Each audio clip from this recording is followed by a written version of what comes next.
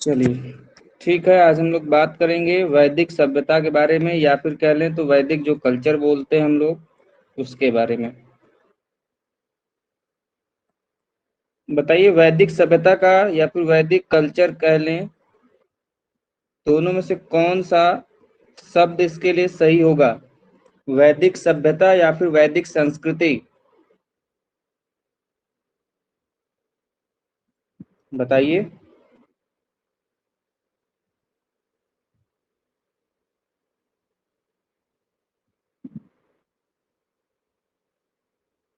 कौन सा शब्द सही होगा, वैदिक सभ्यता या फिर वैदिक संस्कृति?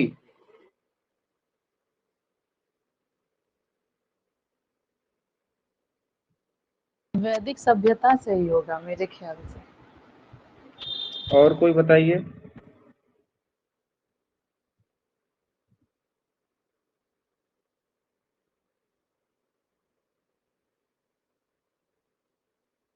बाकी लोग कथा सुनने आए हैं। कुल 8 लोग आप लोग जुड़े हो। बाकी लोग तो ऐसा तो है नहीं कि हम यहाँ कथा सुना रहे हैं और आप लोग कथा सुन रहे हो, लास्ट में प्रसादी देंगे फिर आप लोग घरे घरे जाओगे। यदि टीचर आप लोगों से कुछ पूछ रहा है तो हाँ ना में तो जवाब दे ही सकते हैं।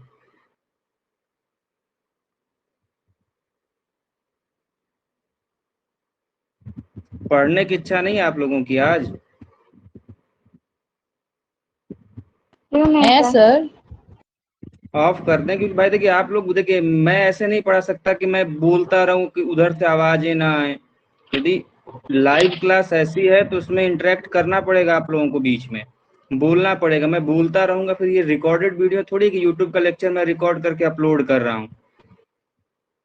जब तक हम कुछ पूछेंगे आप लोग बताएंगे तब तक हमको समझ में थोड़ी है कि कहाँ पे कौन सी चीजें आपको आ रही है नहीं आ रही हैं।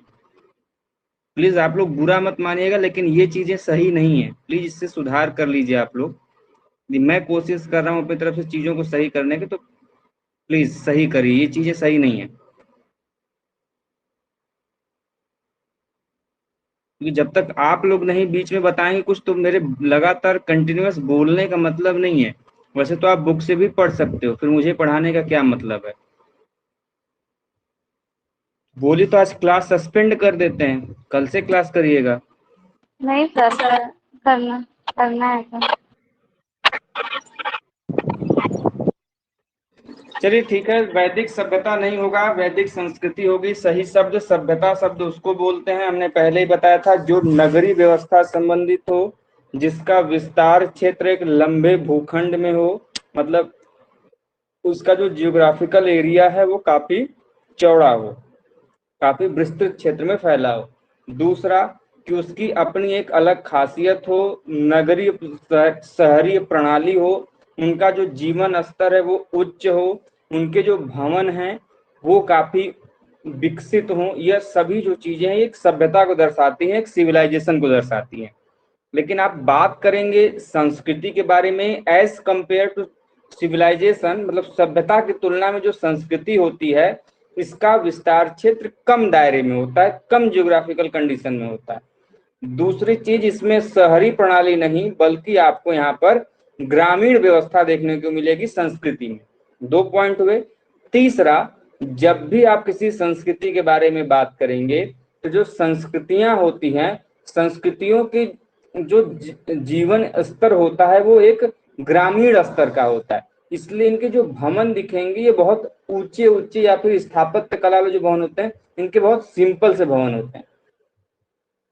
ठीक है, तो इस बात को ध्यान रखेगा। इसीलिए जब आप पूरी वैदिक कल्चर पढ़ेंगे तो आप देखेंगे कि कहीं पर भी किसी बहुत बड़े नगर का जिक्र आपको नहीं मिलेगा, जिसमें बहुत बड़े बड़े आलीशान आपको इमारत मिले, बहुत बड़े बड़े संरचनाएं मिले, नहीं। कहीं पर भी अभी तक वैदिक संस्कृति के जितने भी पुरास्थलों को खुदाई हुई है जो वैदिक संस्कृति संबंधित रखते हैं कल्चर के, आपको किसी भी पुरास्थल से बड़े बड़े भवनों के प्रमाण नहीं मिले हैं। ना ही कोई ऐसा प्रमाण मिला है जो ये दर्शाए कि उनकी जो संस्कृति थी ये इनके जीवन स्तर बहुत उच्च थे, ना, ऐसा कोई प्रमाण नहीं। जो भी प्रमाण हमको देखने को मिलते हैं वो प्रमाण हमको बुक्स के माध्यम से मिलते हैं, जो कि उनकी वेदों में, उनकी कथानकों में, कथाओं में वर्णित है। जब उस कथाओं को आप पढ़ेंगे तो उसमें जो भी जानकारी हमको मिलती है तो उसको आपको ये पता चलेगा कि घास फूस का या फिर मिट्टी का जो घर था, बहुत बड़े बड़े घर नहीं थे, छोटे छोटे घर थे, उनका जो जीवन स्तर था वो ग्रामीण स्तर का था। तो ये सभी चीजें आपको पता चलेंगी, तो आपको पता चलेगा कि ये सभ्यता नहीं बल्कि ये क्या थी, संस्कृति थी। ये तो हो गया पहला पॉइंट। अब ये आते हैं कि वैदिक संस्कृति भारत के किस काल पीरियड में रखा जाए, कब से कब तक इसका समय रखा जाए। तो जब हमने आपको सिंधु घाटी सभ्यता अर्थात इंडस वैली सिविलाइजेशन पढ़ाया था, तो आप लोग मोटे मोटे तौर पे जो सिंधु घाटी सभ्यता का टाइम पीरियड आप लोग जानते हो, वो जानते हो 2500 से लेके 1750 तक, यही जानते हो आप लोग। 1750 के बीच में आप लोग जानते हो कि ये इंडस वैली सिविलाइजेशन का टाइम पीरियड रहा है। लेकिन जो रिसेंट की डिस्कवरीज हुई है, रिसेंट के जो रिसर्चेज हुए हैं, आपको ये जानकारी के लिए बता दूं कि उनकी जो टाइम पीरियड पूरी तौर पे निकल के आ रही है सिंधु घाटी सभ्यता की, वो सीधे सीधे मान लीजिए कि 3500 से लेके 1500 ईसा पूर्व के बीच में आपको इंडस वैली सिविलाइजेशन का टाइम ब्रैकेट देखने को मिलेगा। मतलब कि 3500 ईसा पूर्व से लेके 1500 ईसा पूर्व के बीच में आपको इंडस वैली सिविलाइजेशन का विकास देखने को मिलता है। और इस 1500 ईसा पूर्व से फिर आपका शुरू हो जाएगा क्या, ये हो जाएगा आपका वैदिक सभ्यता।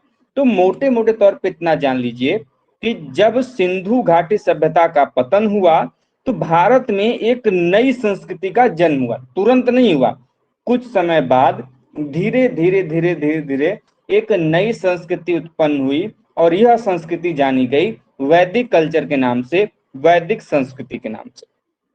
अब देखिए दो चीजें हैं, जहां एक तरफ जो सिंधु घाटी सभ्यता थी एक नगरी सभ्यता थी, एक शहरी विकास प्रणाली वाली सभ्यता थी, वहीं पर उसके पतन के पश्चात जो वैदिक संस्कृति थी यह एक पूर्ण रूप से ग्रामीण संस्कृति थी। इनकी जो जीवन स्तर था वह क्या था, ग्रामीण पद्धति पर आधारित था। तो ये कहना, कुछ लोग कहते हैं कि सिंधु घाटी सभ्यता के लोग ही पतन के पश्चात क्या किया, इन्होंने वैदिक कल्चर, वैदिक सभ्यता का, सॉरी वैदिक संस्कृति का विकास किया। इनके द्वारा ही वैदिक सभ्यता या वैदिक कल्चर क्या की गई, निर्मित की गई। लेकिन ऐसा नहीं है, क्योंकि आप लोग समझिएगा कि मान लीजिए आज हम आपको हिस्ट्री पढ़ा रहे हैं, या फिर मेरे पास क्या है कि पॉलिटी और हिस्ट्री का नॉलेज है, अभी अचानक से कुछ ऐसी परिस्थितियां हो जाएं कि हम क्या करें कि वो जो वैदिक हमारे अंदर पढ़ाने की जो कला है वो 1 साल के लिए या फिर 6 महीना के लिए क्या हो जाए, इंटरप्ट हो जाए। तो क्या हम इतिहास और पॉलिटी पूर्ण रूप से भूल जाएंगे? ऐसा तो है नहीं। हमारे अंदर वो जो पढ़ाने की कला होगी या फिर जो नॉलेज होगा विषय का, वो तो हर समय रहेगा मेरे साथ। तो यदि सिंधु घाटी सभ्यता के लोगों ने वैदिक संस्कृति का, वैदिक कल्चर का विकास किया होता, तो जैसी व्यवस्था सिंधु घाटी सभ्यता में होती वैसी ही व्यवस्था हमको वैदिक कल्चर में देखने को मिलती, वैदिक संस्कृति में देखने को मिलती। ठीक है, लेकिन ऐसा नहीं है। यदि सिंधु घाटी की सभ्यता के लोगों ने वैदिक संस्कृति को बनाया होता, जैसे जैसे बड़े बड़े भवन हमको सिंधु घाटी सभ्यता में मिलते हैं वैसे यहाँ पर भी मिलते, जैसे जैसे स्थापत्य संरचनाएं, सीलिंग्स, ये सभी चीजें हमको वैदिक सभ्यता में मिलती हैं, वो सभी चीजें यहाँ पर भी हमको मिलती। लेकिन कोई भी ऐसी जो समानता है वह नहीं मिलता, क्योंकि सिंधु घाटी सभ्यता एक अलग प्रदेश में, मतलब एक अलग भौगोलिक क्षेत्र में विकास हुआ, और आप वैदिक कल्चर देखेंगे, वैदिक संस्कृति देखेंगे तो इसका विस्तार अलग क्षेत्र में, दोनों एकदम अलग अलग क्षेत्र में है। आप देखेंगे वैदिक संस्कृति के जो क्षेत्र है उसको सप्त सैंधव प्रदेश बोलते हैं। क्या बोलते हैं? सप्त सैंधव प्रदेश बोलते हैं। गंगा का जो दोआब है उसमें आपको वैदिक कल्चर के संबंधित चीजों को देखने को मिलेगा। तो ये तो हो गई बेसिक जानकारी। अब आते हैं कि वैदिक सभ्यता जो है ये कब से कब के बीच में फैली हुई थी। तो वैदिक कल्चर जो है यह आपकी 1500 ईसा पूर्व से लेकर 600 ईसा पूर्व के जो कालखंड है इसको वैदिक कल्चर के नाम से, वैदिक संस्कृति के नाम से जाना जाता है। ठीक है, किसी को कुछ कंफ्यूजन? सर जी बताइए। बुक में तो 1000 से लेके 600 ईसा पूर्व दिया है, मतलब जो अच्छा, मैंने पढ़ा था। 1000 से लेके 600 ईसा पूर्व दिया है। आपके इस डाउट का भी समाधान अभी करेंगे। और किसी का कोई क्वेश्चन? वैसे ये बात कही सर किसने कि 1000 से 600 कहा है? किसने कहा? एक बार फिर से रिपीट करिए। मैंने अभी तक सर बुक में मैंने पढ़ा था 1000 से 600 ईसा पूर्व दिया था वैदिक काल। अच्छा अच्छा, किस बुक में पढ़ा आपने?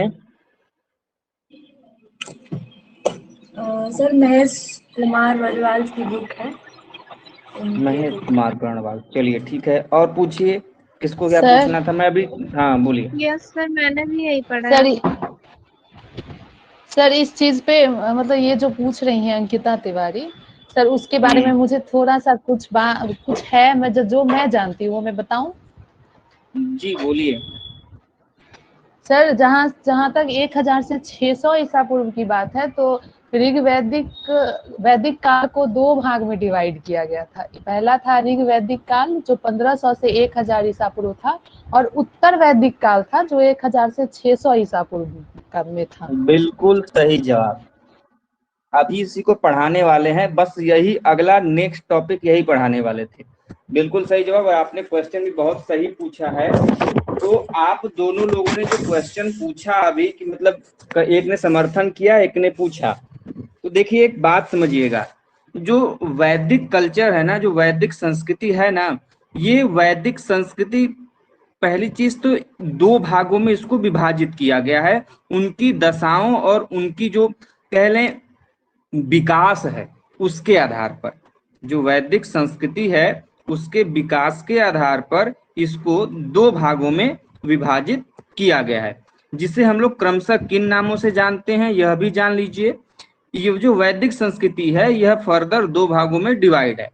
एक हम लोग जानते हैं ऋग वैदिक पीरियड, जिसको हम लोग बोलते हैं क्या, ऋग वैदिक काल। दूसरा जाना जाता है उत्तर वैदिक काल, उत्तर वैदिक काल, जिसको हम लोग लेटर वैदिक पीरियड बोलते हैं।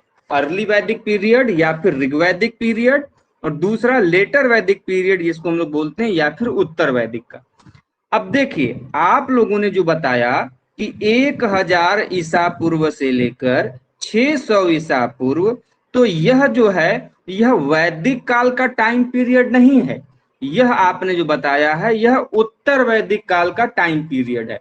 यदि आप वैदिक काल का टाइम पीरियड देखोगे तो आपको पता चलेगा यह 1500 से लेकर 600 है, 1500 से लेकर 600 है।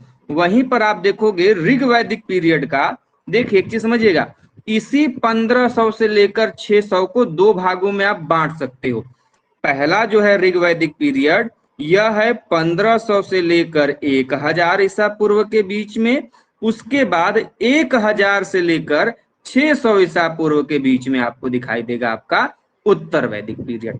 तो अब क्लियर हो गया होगा कि वैदिक कल्चर फर्दर दो भागों में डिवाइड है।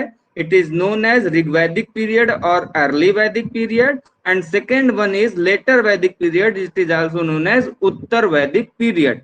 The time bracket of Rig Vedic period is 1500 BCE to 1000 BCE। BCE का भी पूरा नाम जान लीजिए, बिफोर क्राइस्ट इरा, या बीसी का बिफोर क्राइस्ट बोलते हैं। एक होता है एडी जिसको हम लोग बोलते हैं एन्नो डोमिनी, और आजकल एक प्रचलन में है सीई जिसको हम लोग बोलते हैं कॉमन इरा।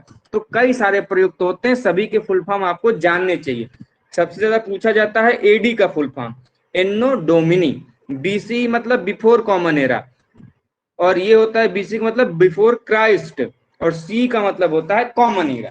तो हमने क्या जाना कि Vedic culture is divided further in two parts, Rigvedic period and later Vedic period. Rigvedic period है time bracket is 1500 to 1000 BCE, and later Vedic period time bracket is 100 BCE to 600 BCE. Is there any doubt or something else? आगे बढ़ें। किसी को कुछ भी yes sir. पूछना है? No sir. Flow flow में अच्छी इंग्लिश निकल जाती है ना। यस सर, बहुत अच्छा इंग्लिश बोल रहे थे। हमको भी लगा कि ठीक ठाक बोल ले रहे हैं, कोई बात नहीं, घमंड नहीं करते हैं, गलती से कभी कभी हो जाता है। जोक सपाट, कोई दिक्कत नहीं है, आगे बढ़ते हैं। तो आप लोगों का वो डाउट क्लियर हुआ? Yes sir. पक्का? भैया इस चीज को महेश बर्णवाल जी की किताब में गलती नहीं दिया होगा, आप एक बार देख लेना। अच्छी बुक पुस्तक है वो, अच्छी बुक्स है। जो बेसिक हिस्ट्री पढ़ना चाहते हैं ओवरऑल व्यू से थ्रू आउट करके, वो उस बुक से ले सकते हैं, मतलब हेल्प ले सकते हैं, अच्छी बुक है। लेकिन जहां तक मुझे जानकारी होगी उस बुक में भी यही कॉन्सेप्ट दिया होगा। आप लोगों ने जो जल्दीबाजी में आंसर दिया है वो हम 1000 टू जो 600 बता रहे हैं वो लेटर वैदिक का आप लोगों को ध्यान में होगा। तो एक बार आप लोग यदि बुक है अभी तो देख लीजिए कि क्या आपने जो बताया वही है कि जो हमने बताया वो है। नहीं, जो आपने बताया वही है, मैंने अभी देखा। चलिए ठीक है, फिर क्लियर है। अब देखिए हम लोग एक एक करके बात करेंगे। जैसे हमने बताया ना कि अभी वैदिक कल्चर दो भागों में है, एक ऋग वैदिक पीरियड है, दूसरा उत्तर वैदिक पीरियड है। तो हम लोग एक एक करके बात करेंगे। तो सबसे पहले जो बात होगी हमारी वो होगी आपके ऋग वैदिक पीरियड की। किसकी होगी? ऋग वैदिक पीरियड की। ठीक है। अब देखिए जो ऋग वैदिक काल है, ऋग वैदिक पीरियड है, सबसे पहले इसका टाइम पीरियड जान लीजिए, क्योंकि टाइम पीरियड से भी क्वेश्चन पूछता है। तो ऋग वैदिक का जो टाइम पीरियड है यह 1500 कितने के बीच में है? 1000 ईसा पूर्व के बीच में, बीसीई के बीच में क्या है, यह स्थापित किया गया है या स्थापित था। अब देखिए इसका नाम ऋग वैदिक काल क्यों पड़ा? किसी को जानकारी है कि आखिर रीजन क्या है ऋग वैदिक पीरियड का नाम ऋग वैदिक काल ही पड़ने का? या फिर क्यों उत्तर वैदिक, सॉरी पूर्व वैदिक? एक बात चीज और जान लीजिए, ऋग वैदिक काल को हम लोग पूर्व वैदिक काल के नाम से भी जानते हैं, इसलिए कंफ्यूज मत होइएगा। पूर्व वैदिक काल, तो इसलिए कंफ्यूज नहीं होंगे। तो ऋग वैदिक काल ही आखिर नाम क्यों पड़ा या फिर किस लिए हम इसको ऋग वैदिक काल जानते हैं, बताओ किसी को जानकारी है? नो सर, मेरे पास तो नहीं। ओके, और बताइए भाई। उसके नाम में ही उसका छिपा हुआ है।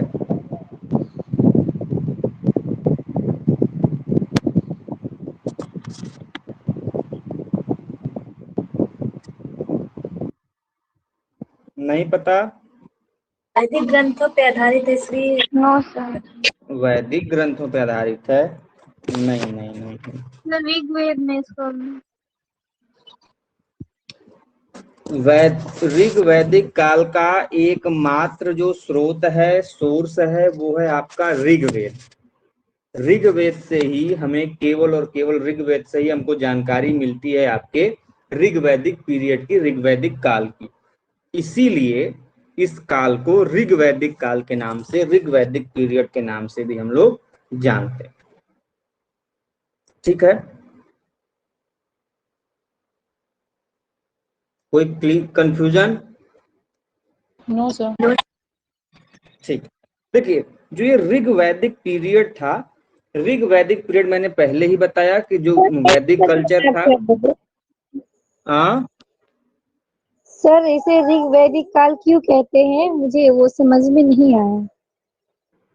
ऋग वैदिक काल इसलिए बोलते हैं क्योंकि इस ऋग वैदिक काल का एक ही सोर्स है, एक ही आपका स्रोत है, जो कि आपका ऋग्वेद है। ऋग्वेद में जो भी हमको उल्लेख मिलते हैं उन्हीं से हमें ऋग वैदिक काल के बारे में ही जानकारी मिलती है, उसके अलावा दूसरा कोई सोर्स नहीं है। इसीलिए इस काल को हम लोग क्या बोलते हैं? ऋग वैदिक काल के नाम से ही जानते हैं। ठीक है, जी सर। और कोई, और कोई क्वेश्चन?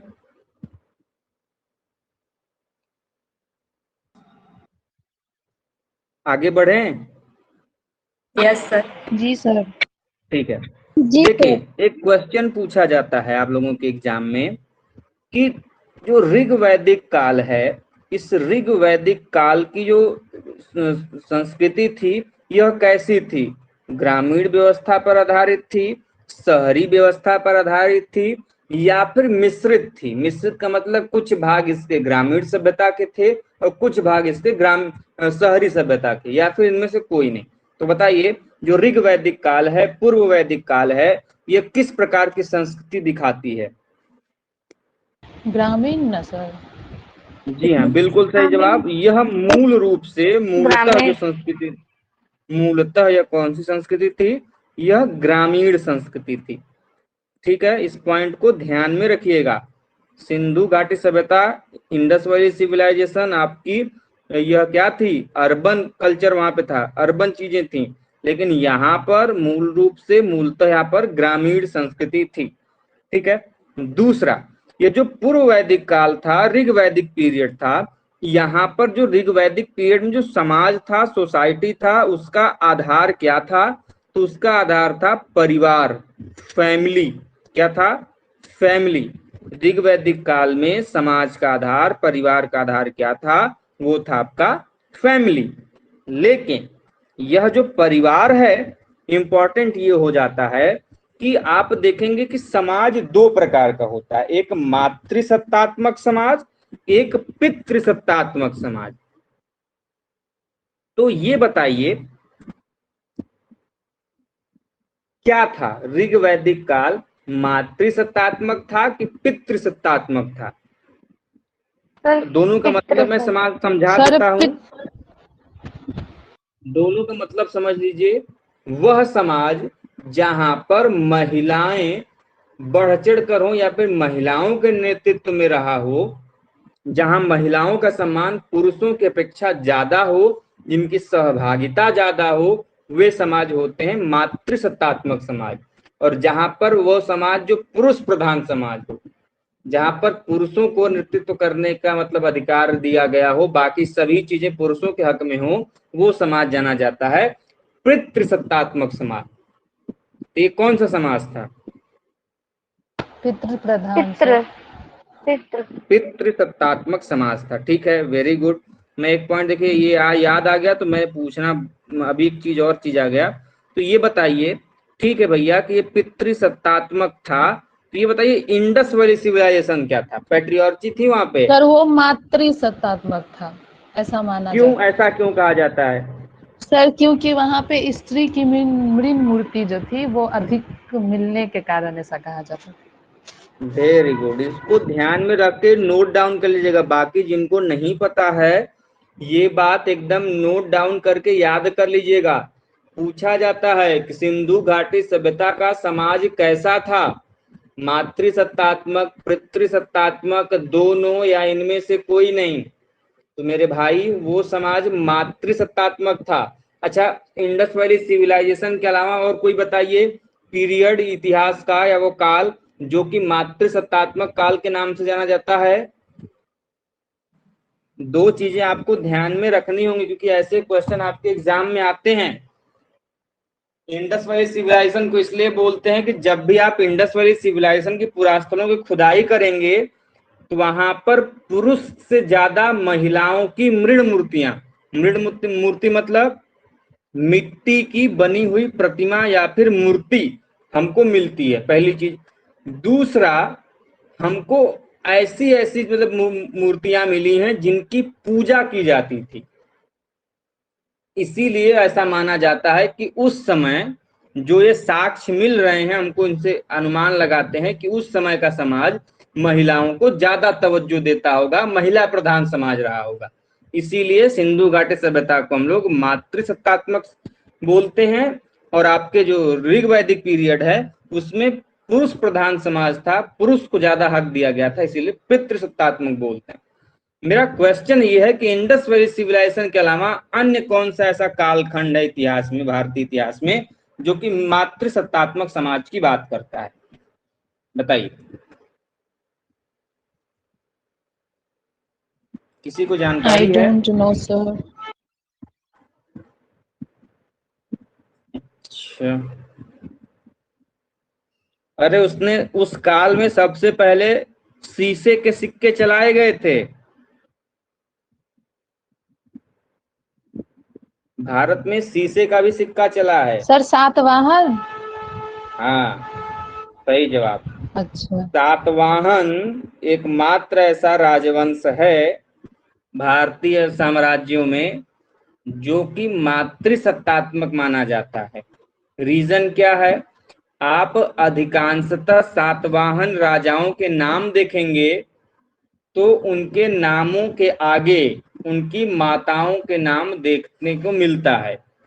जैसे सर जैसे कि गौतमी गौतमी पुत्र बलश्री थी। सातकर्णी, गौतमी उनकी माता का नाम था। जी गौतमी सर का जी। पुत्र सातकर्णी, गौतमी पुत्र सातकर्णी।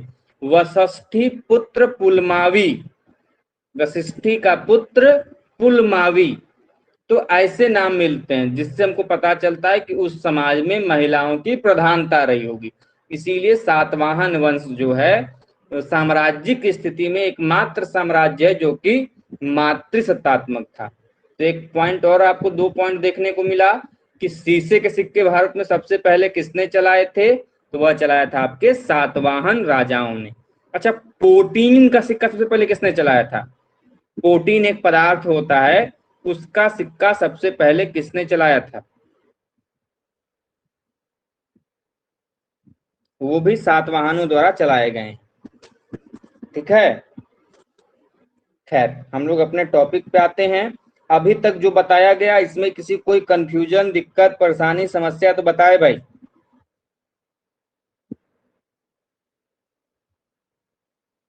बताइए।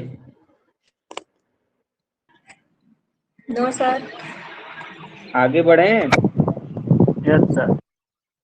ठीक है, अब दूसरा पॉइंट ऋग्वेद का ये है कि जो ऋग्वेद का जो काल था इसकी अर्थव्यवस्था का क्या आधार था?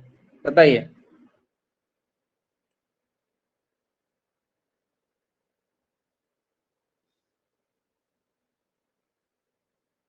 सर कृषि ही था ना। अच्छा, और कोई बताए? ऋग्वैदिक पीरियड का, ऋग्वैदिक काल का अर्थव्यवस्था का, इकोनॉमिकल कंडीशन का उनके प्रमुख आधार क्या था? पहला फार्मिंग था, कृषि था, ठीक है मान लिए। सर उसके पशुपालन और कृषि ही था। हाँ, दूसरा पशुपालन। आपके एग्जाम में ऐसे प्रश्न बनते हैं इसलिए ध्यान रखिएगा। कृषि और पशुपालन दोनों आधार था आपके ऋग्वैदिक काल में किसका? अर्थव्यवस्था का। तो चीज को ध्यान रखिएगा। एक और पॉइंट, जब भी ऋग्वैदिक काल में आप कृषि संबंधित कार्यों को पढ़ेंगे तो एक प्रश्न उठता है कि ऋग्वैदिक पीरियड में, ऋग्वैदिक काल में जो कृषि योग्य भूमि हुआ करती थी, जो कि उपजाऊ होती थी, उस भूमि को किस नाम से जानते हैं? कृषि योग्य भूमि तो वही भूमि होगी ना जो कि उपजाऊ होगी, बंजर भूमि तो कृषि योग्य होगी नहीं। तो प्रश्न यही है कि ऋग्वैदिक काल में कृषि योग्य भूमि को किस नाम से जाना जाता है?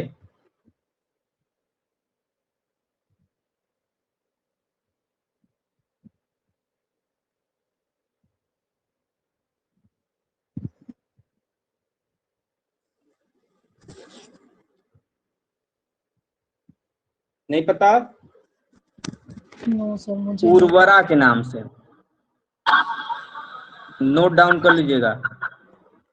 उर्वरा के नाम से ऋग्वैदिक काल में, ऋग्वैदिक पीरियड में उन भूमि को जाना जाता था, उस स्थल को जाना जाता था जो कि कृषि योग्य भूमि हुआ करती थी। अच्छा, कौन ऐसा महानुभाव है जो बार बार जुड़ रहे हैं फिर डिस्कनेक्ट हो जा रहे हैं? क्या नेट की प्रॉब्लम है या फिर कोई और दिक्कत है?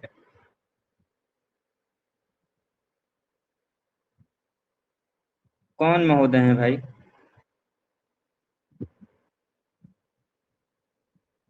किसी कुछ पूछना है इसमें? कोई confusion? No sir. No sir. ठीक है, आगे बढ़ते हैं। अगला क्वेश्चन आप लोगों से है, बड़ा सिंपल सा।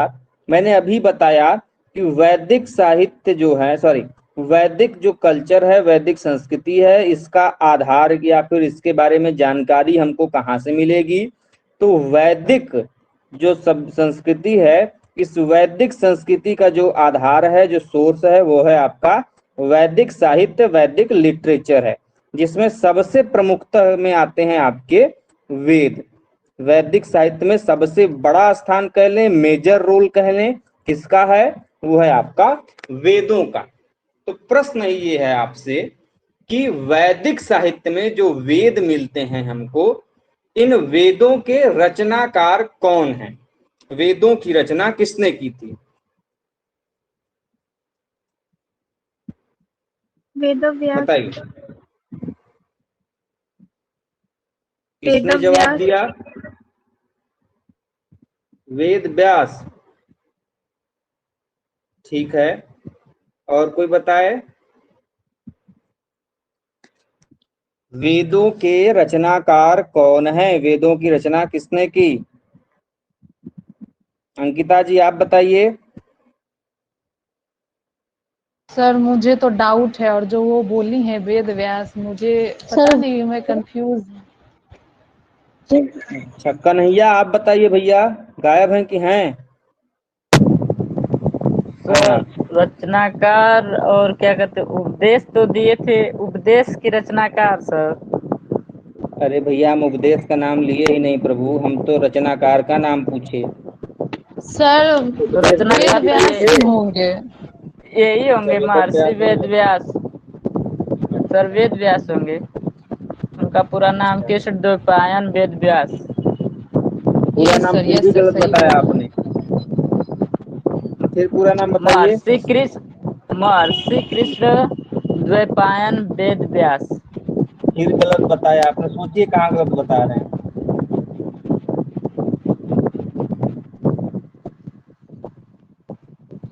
नहीं चलिए आ रहा है समझ में सर। ठीक। राजश्री आप बताइए, वेद का रचनाकार कौन है? वेदों का रचनाकार।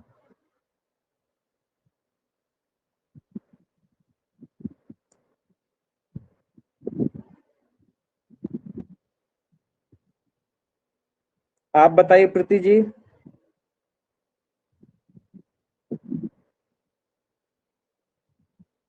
Sir hello. बताइए।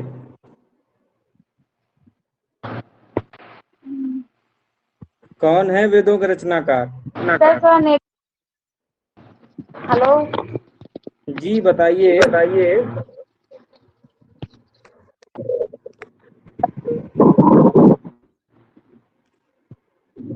रानी आप बताइए। सर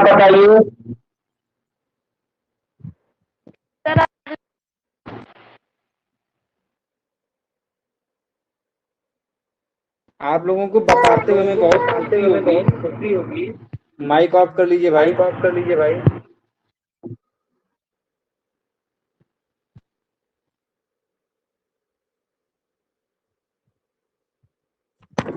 आप लोगों को बताते हुए हमें खुशी होगी, आप लोगों ने जितने लोगों ने उत्तर दिया है वो सभी लोगों के उत्तर गलत हैं। कोई आर्गुमेंट करना चाहेगा कि सही है मेरा?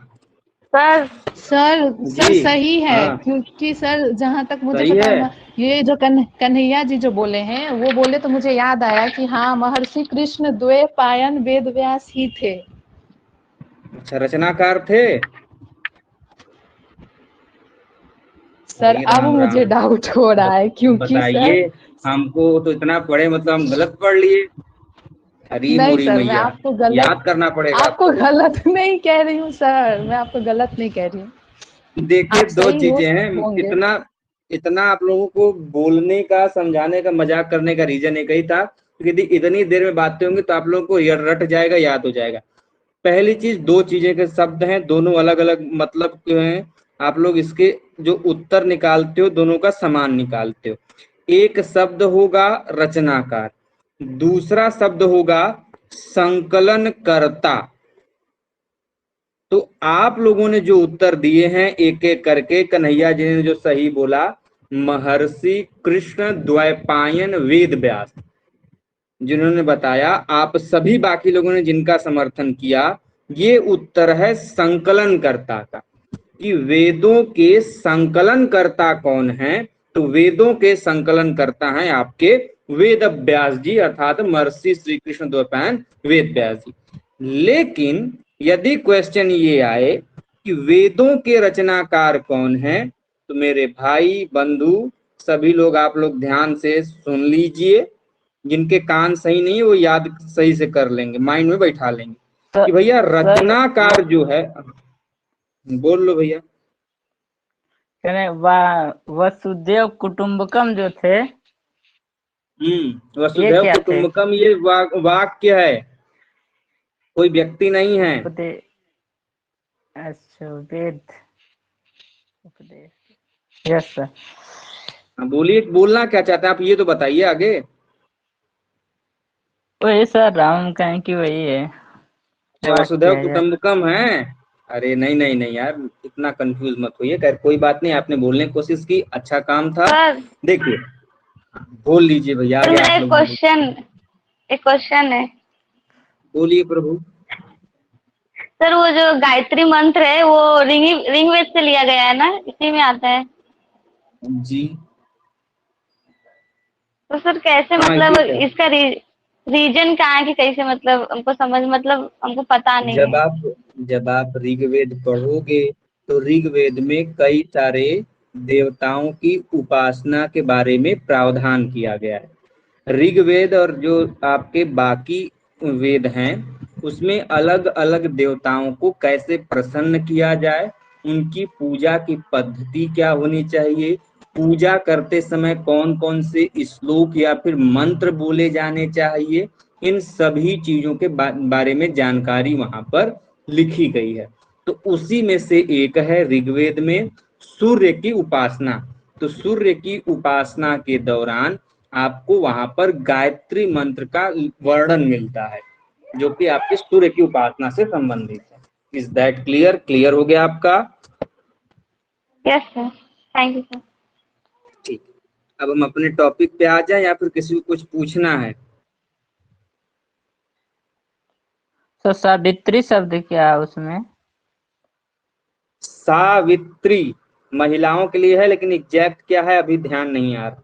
सावित्री गाय से संबंधित कुछ चीजें हैं, एग्जैक्ट मुझे ध्यान नहीं है, लेकिन हमने अभी सावित्री अलग से ध्यान मुझे नहीं आ रहा है। यदि आपको आ रहा है तो बता दीजिए।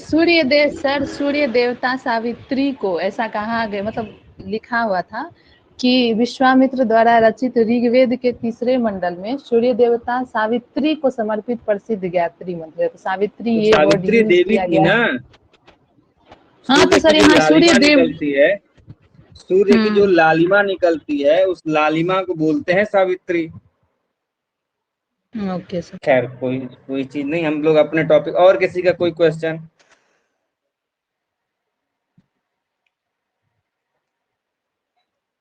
चलिए देखिए, हमने अभी बताया कि आप लोगों ने जो वेद व्यास का नाम लिया वो वेदों के रचनाकार नहीं बल्कि क्या है, संकलन करता है। तो भैया रचनाकार कौन है, रचना किसने किया, दोनों का मतलब समझिएगा। रचना करने का मतलब जिसने उसको लिखा है, जिसने उसकी रचना की है।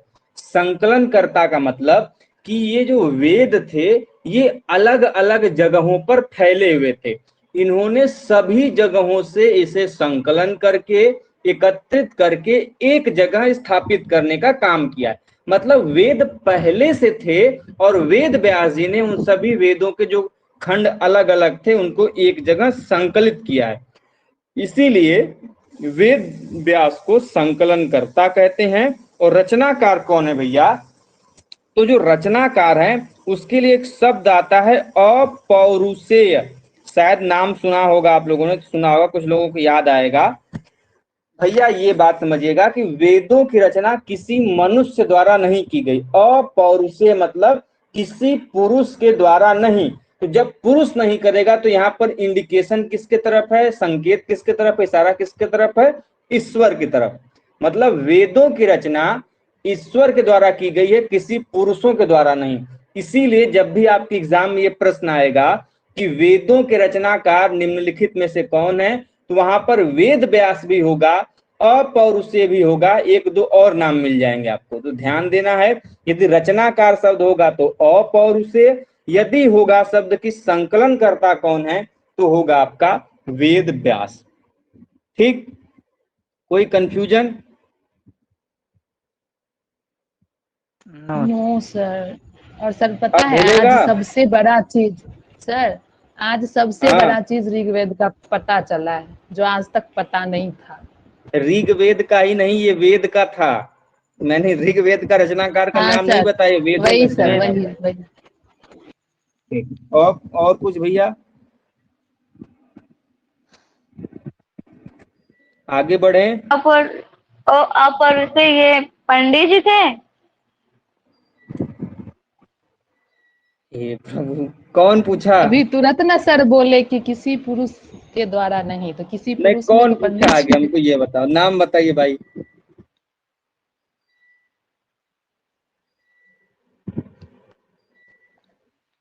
पंडित जी नहीं थे। मैंने फिर से बताया, यदि आप अपौरुषेय शब्द को अलग करोगे तो आपको पता चलेगा अ मतलब नहीं, और मतलब यहाँ पे नकारात्मक प्रभाव होता है। जब आप लोगों को हिंदी पढ़ाया जाएगा तो शायद बताएं आपके टीचर, या हिंदी नहीं होगा तो मैं यहाँ बता दे रहा हूँ। जब भी किसी शब्द के आगे अ लगता है तो वो नकारात्मक प्रभाव देता है, जो कि नहीं को दर्शाता है। अब पौरुषे का मतलब होता है पुरुष, मतलब वह कोई कार्य जो पुरुष के द्वारा संभव न हो उसको अपौरुषेय बोलते हैं। अच्छा ठीक है, जब पुरुषों ने नहीं किया होगा, मनुष्यों ने नहीं किया होगा, तो फिर किसने किया? तो यहाँ पर इशारा है देवताओं ने, तो इसीलिए यहाँ पर अपौरुषेय बोलते हैं। अब क्लियर हुआ आपका? Yes sir. पंडित जी नहीं थे, ठीक है, पंडित जी मिलेंगे तो हम बात करके बताएंगे।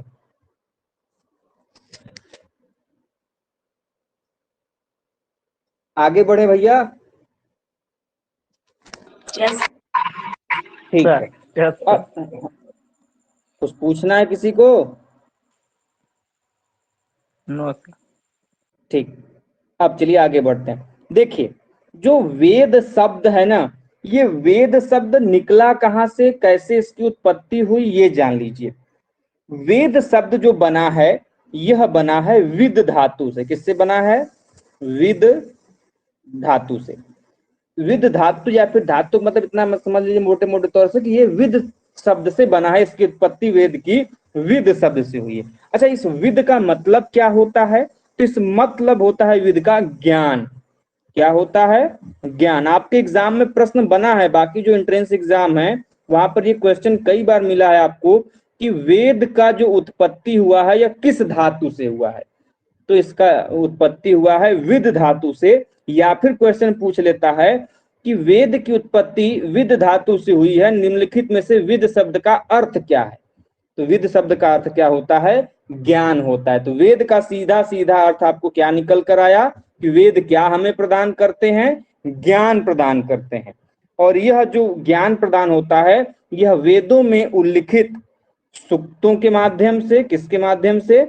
सूक्त के माध्यम से, प्रार्थनाओं के माध्यम से, कई सारे वहां पर स्तुतियां मिलती हैं उनके माध्यम से, कई सारे मंत्र मिलते हैं उनके माध्यम से। मंत्रों को हम लोग श्लोक के नाम से भी जानते हैं। यज्ञ, बाकी वो जो विधान होते हैं उनके माध्यम से हमको क्या प्राप्ति होती है? ज्ञान की प्राप्ति होती है। ज्ञान किसका अर्थ है? वेद का। वेद किस धातु से बना है? विद धातु से बना है।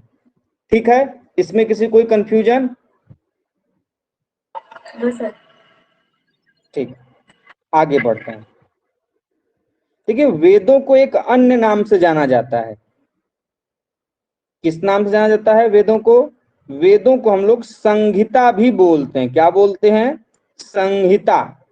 ठीक है, वेदों को संहिता भी कहा जाता है क्योंकि ये वेद व्यास द्वारा संकलित किए गए थे। और दूसरा एक और चीज बोलते हैं, वेद किसका भाग है? वेद श्रुति का भाग है। श्रुति, दो चीजें हैं भैया, एक श्रुति है, दूसरा है आपका स्मृति। एक श्रुति है, दूसरा स्मृति। श्रुति का मतलब होता है सुनकर। श्रुति का मतलब सुनकर, मतलब आपके गुरु ने आपको कुछ सुनाया और वही चीजें आपने किसी और को सुनाई, ये बात हो गई श्रुति। मान लीजिए दूसरी स्मृति क्या है? मैंने आपको कुछ सुनाया, मैंने आपको, मान लो मैं आपको वेद के बारे में पढ़ा रहा हूँ, आपने कहीं लिखा नहीं, वेद के बारे में पढ़ा और अपने माइंड में उसको, आप अपने स्मृति में, आपने अपने अपने याद में उसको क्या कर लिया, समाहित कर लिया, अपने माइंड में स्टोर कर लिया, तो आपकी क्या बन गई, स्मृति बन गई। अब आप उस स्मृति के आधार पर अगली पीढ़ी को, अगले लोगों को क्या कर रहे हो, बता रहे हो, तो ये स्मृति हो गई। जब आप सुनकर सीधे किसी को जाकर बता दो तो ये चीजें क्या हो गई, श्रुति की भाग हो गई। जैसे मैंने आपको बताया कि वेदों के संकलनकर्ता वेद व्यास थे और रचनाकार कौन है, अपौरुषेय है, तो आपने जाकर किसी दूसरे को बता दिया, याद नहीं किया उसे, ये हो गया आपका क्या, श्रुति हो गया। और मैंने बताया कि वेद के ये चीजें थी, अब आपने माइंड में उसको स्टोर कर लिया। अब कभी भी जीवन में यदि आपसे कोई पूछे तो आप अपनी स्मृति के आधार पर उसको याद करके किसी अन्य व्यक्ति को बता रहे हो, वो क्या हो गया, वो स्मृति हो गया। तो दो प्रकार की चीजें थी। इनमें से जो वेद माने जाते हैं, इन दोनों में से वो माने जाते हैं श्रुति के अंश। किसको माने जाते हैं, श्रुति, जिनको सुनकर एक दूसरे के आधार पर क्या किए जाते थे, याद करा जाते थे, इनको किया जाता था। तो वेदों का एक नाम श्रुति भी है, क्योंकि वेदों को संकलित करने के पूर्व यह गुरु शिष्य परंपरा में सुनाए अर्थात कंठस्थ कराए जाते थे। मतलब ये पूरे के पूरे वेदों को ही याद कर लेते थे श्रुति के माध्यम से। गुरु ने शिष्य को सुनाया, शिष्य ने अपनी अगली पीढ़ी को सुनाया, उसने अपनी अगली पीढ़ी को सुनाया। तो ये भी ध्यान रखिएगा कि वेद निम्नलिखित में से किस प्रकार के माध्यम में आते हैं, तो यह श्रुति में आते हैं। श्रुति स्मृति कई होते हैं अलग अलग, ठीक है। इसमें किसी कोई कंफ्यूजन बताइए भाई। स्मृति बताए सर, स्मृति बताया, तो स्मृति का मतलब स्मरित, मतलब याद करके अपने माइंड में स्मृति के रूप में याद कर लेना, उसको स्टोर कर लेना, फिर अगली पीढ़ी को बताना, जिसमें आपके वेदांग वगैरह आते हैं। जिसमें वेदांग और वेदांग तो दो चीजें हैं भाई, एक वेदांग है, एक वेदांत है। इसमें किसी को अंतर पता है? एक वेदांत है, एक वेदांग है। वेदांगों की संख्या आपके एग्जाम में पूछी जाती है, जो कि 6 है। इसमें शिक्षा, कल्प, व्याकरण, निरुक्त, छंद और ज्योतिष आते हैं, ये वेदांग हैं। तो फिर वेदांत क्या है, ये भी पूछा जाता है कि निम्नलिखित में से किसका उपनाम वेदांत है। तो जो उपनिषद होते हैं, हम लोग उपनिषदों को वेदांत के नाम से भी जानते हैं। लास्ट में यहाँ पर त है जो कि उपनिषद वाला है, यदि ग होगा तो इनकी संख्या 6 होगी। नाम हमने बताए हैं, आपके एग्जाम में कई बार होता है कि 4 ऑप्शन में से कोई एक ऑप्शन गलत दे देगा और पूछ देगा कि निम्नलिखित में से कौन सा वेदांग का भाग नहीं है, तो वो भी ध्यान रखिएगा, आगे हम पढ़ाएंगे। तो ये चीजें थी आज की इस क्लास के लिए। कल से हम लोग वेद के कितने प्रकार हैं, एक एक वेद के बारे में जो भी आपके एग्जाम में पूछी जा सकती है चीजें, उनके बारे में हम लोग डिस्कस करेंगे। तो आज के लिए बस इतना है। किसी का कोई डाउट हो इस क्लास से संबंधित तो पूछ सकता, नहीं तो आज की क्लास हम लोग समाप्त करें यहीं पर। बताइए भाई।